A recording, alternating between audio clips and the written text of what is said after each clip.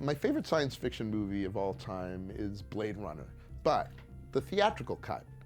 You know, to me, Blade Runner is about these robots, for lack of a better word, the replicants, that desperately want to be human.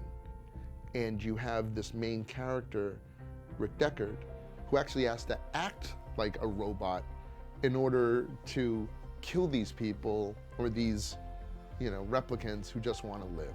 And I love the juxtaposition of that. And the theatrical version, even though there's hints that Deckard could be a replicant, I just reject that wholeheartedly.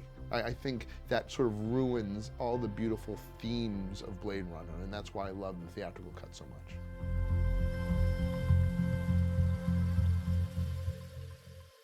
E.T. was one of the movies that made me want to be an actor, because that was maybe the first time that I came out of the theater with this visceral feeling of being changed. And I thought, I want to have that effect on other people. I want to be able to inspire people to do something, or to have an active effect in someone else's life. And if this does that on a mass level, I want to do that. When growing up, we had never seen anything like that, you know what I mean? That was probably like the first quote-unquote little alien that I had seen, especially on the screen. I mean, you always seen pictures of what you thought an alien might look like, but I love E.T. Yeah, E.T. And of course it's Steven Spielberg. The effects are practical rather than CGI, and that just has a feeling to it. Eternal Sunshine of the Spotless Mind is my favorite sci-fi movie. And then at the moment, my favorite TV show of sci-fi is Stranger Things. Favorite science fiction movie of all time it's called 5 Million Years to Earth, or The Quatermass and the Pit. It's about a ship that crash lands in England in what has become a subway station, and they find this ship under there, and all of a sudden it starts coming back to life. The ship itself is like living, and inside it are some creatures from another planet, and they get woken up, and they start taking, but even though they're not physical, they're mental. They get into the minds of the people that were digging and the scientists that have discovered it and all that. It's just really a psychological, really cool movie. My favorite science fiction movie would have to be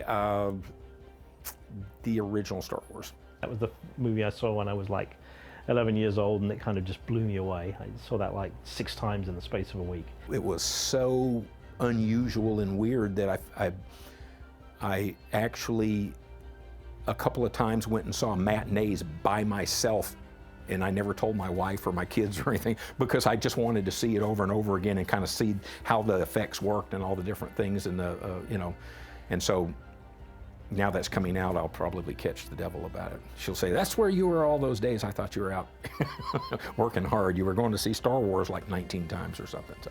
But I'm also a sucker for like ones that would be considered bad, but I love, you know, so I'll put on like things like Them, you know, with the giant ants, and that one gets a lot of play. Not a date movie though, by the way. The Thing from 1951, Howard Hawks, James Arness. Forbidden Planet, This Island Earth, The Day the Earth Stood Still, It Came from Outer Space. Those are like the ones I gravitate toward. The very first movie I actually watched in cinemas or theaters was Flash Gordon. But that, you know, I was like 10 years old, and that just blew my mind. I watched Star Trek religiously, the old Star Trek with the original Captain Kirk, with my dad growing up. That was kind of how I learned English, German. I learned English watching American sci-fi movies. My favorite science fiction film is probably Aliens. The combination of the Marines and, you know, and the female protagonist as well. I don't know. I love the coloring. I love the score. It's hard to find a bad note in that film, I feel too. My favorite quote from a science fiction film would probably have to be from Plan 9 from Outer Space, one of the worst. This is a terrible, terrible piece of bad dialogue. It's so bad, it's good. Or they find a dead body and they go, "Oh, this person's been murdered, and someone's responsible." We got knives, we got nukes, we got sharp sticks. Well, let's see. Yeah, from the Iron Giant. Souls don't die. Aziz Light! Don't worry, Ripley. Me and my team of ultimate badasses will protect you. Thrill me. No, Night of the Creeps, yeah, that I was in. Bum, bum, bum, bum, bum, bum. You know that. All these moments will be lost in time like tears in rain. Time to die. Beautiful.